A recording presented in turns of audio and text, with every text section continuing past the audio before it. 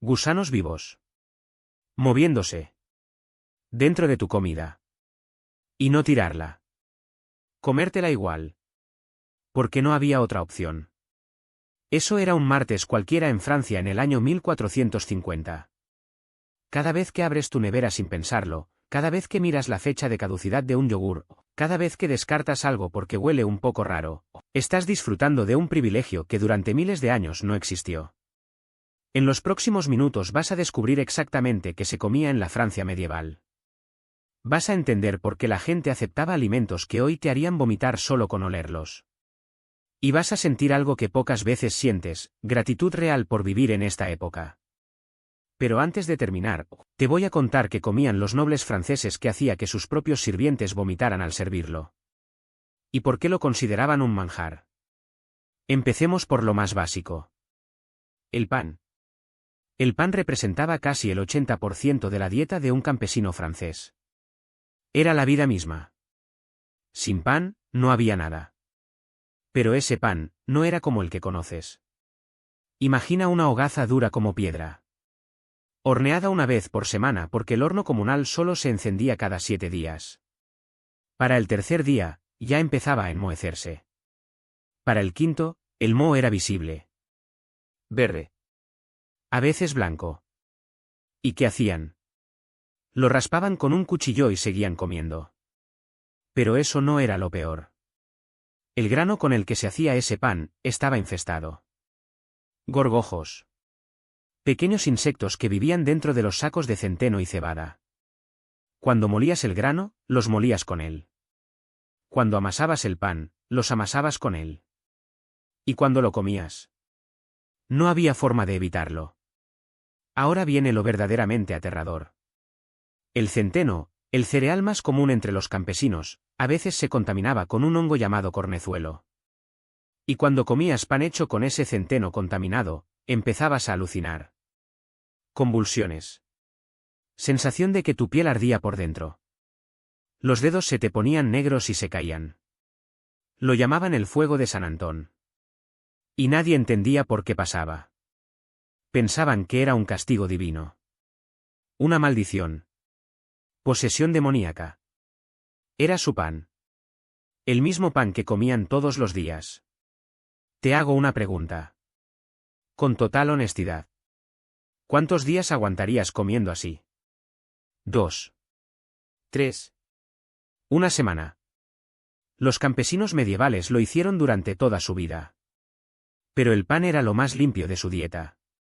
Ahora viene lo que realmente te va a revolver el estómago. Hablemos de la carne. Sin refrigeración, la carne fresca duraba como máximo 2 días antes de empezar a descomponerse. En verano, menos. Mucho menos. Y el problema es que no había forma de saber cuándo un animal había sido sacrificado. No había fechas. No había control. No había nada. Se estima que entre el 30 y el 50% de todos los alimentos perecederos se perdían por putrefacción antes de poder comerse. La mitad. Imagínate. Entonces, ¿qué hacían? Salar. Ahumar. Secar. Todo lo que pudiera alargar un poco más la vida del alimento. El resultado era carne tan salada que apenas se podía masticar. Tocino amarillento y rancio. Cecina dura como cuero. Te cuento un caso concreto. La familia Dubois. Una aldea pequeña en la región de Auvernia. 1450. Su comida principal era un potaje que hervía durante días en el mismo caldero. La base era cebada con gorgojos flotando en la superficie. Si tenían suerte, añadían unas coles medio podridas. Y la carne, un hueso de un animal que había muerto por causas desconocidas. No sacrificado. Muerto. Encontrado.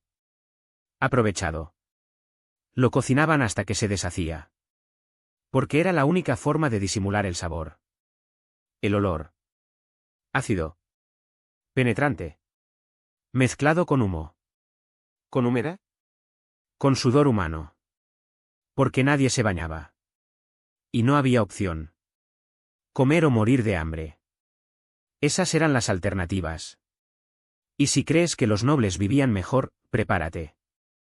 Aquí es donde la historia se pone verdaderamente repugnante. Los nobles franceses tenían acceso a más comida. Más variedad. Más carne. Pero tenían el mismo problema fundamental.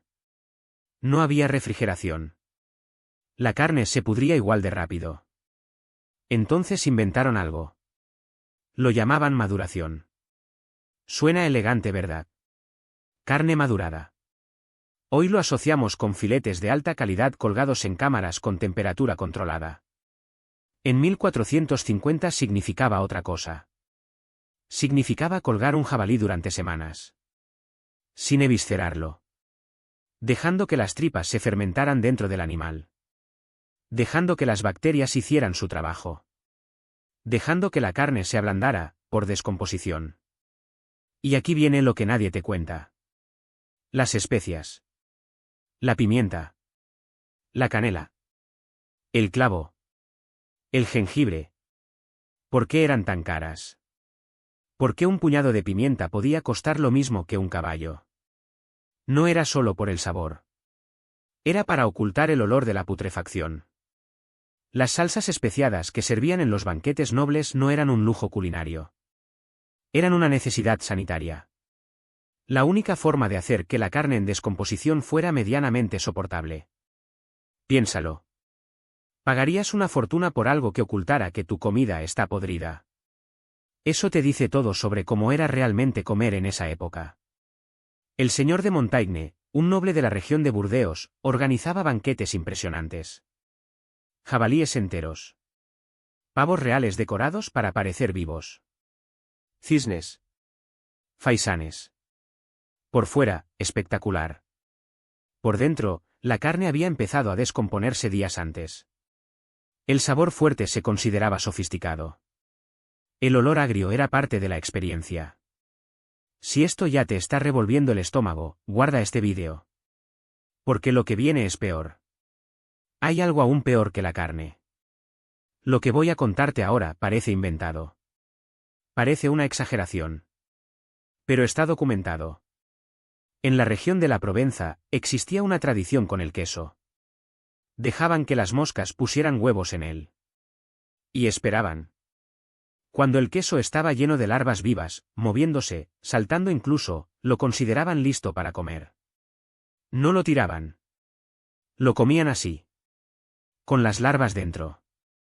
Para los campesinos, no era asqueroso. Era proteína extra. En una época donde cada caloría contaba, desperdiciar comida por tener insectos era un lujo que no podían permitirse. Y el agua. El agua con la que cocinaban. El agua que bebían. Venía de los ríos. En París, el Sena era tres cosas al mismo tiempo. Fuente de agua potable. Vertedero de residuos. Y lugar donde se tiraban los desechos de los mataderos. La misma agua. Los análisis de restos humanos de esa época revelan algo escalofriante. Casi toda la población tenía parásitos intestinales. Lombrices. Tenias. Viviendo dentro de ellos. Alimentándose de ellos. Y nadie lo sabía. Ahora sí. Voy a contarte lo que prometí al principio. El manjar de los nobles que hacía vomitar a los sirvientes. Se llamaba alta caza. Y era el símbolo máximo de estatus en los banquetes medievales. Funcionaba así. Cazaban un faisán o una perdiz.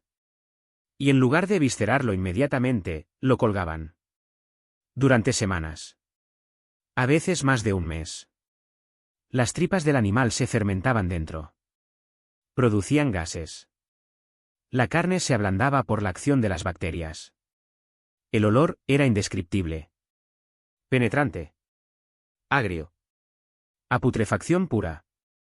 Los sirvientes que tenían que preparar y servir esta carne, vomitaban. Hay registros de ello. No podían soportar el hedor. Y los nobles, se lo comían. Y lo disfrutaban. Y lo consideraban el pináculo de la sofisticación gastronómica. Eso era comer en Francia en 1450. Gusanos en el pan. Carne podrida como manjar. Larvas en el queso. Agua llena de parásitos. Y hambre constante haciendo que todo fuera aceptable.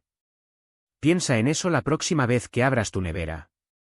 La próxima vez que mires una fecha de caducidad. La próxima vez que descargues una app para que te traigan comida a casa en 30 minutos. Estás viviendo en un milagro. Y la humanidad, a pesar de todo eso, sobrevivió. Construyó catedrales. Escribió poesía. Sentó las bases del Renacimiento. Con el estómago lleno de parásitos y la boca llena de gusanos. Si te interesa seguir descubriendo cómo era realmente vivir en el pasado, sin los filtros bonitos de las películas, suscríbete. Cada semana exploramos la historia que nadie te cuenta. La que huele mal. La que da asco. La que te hace agradecer estar vivo hoy.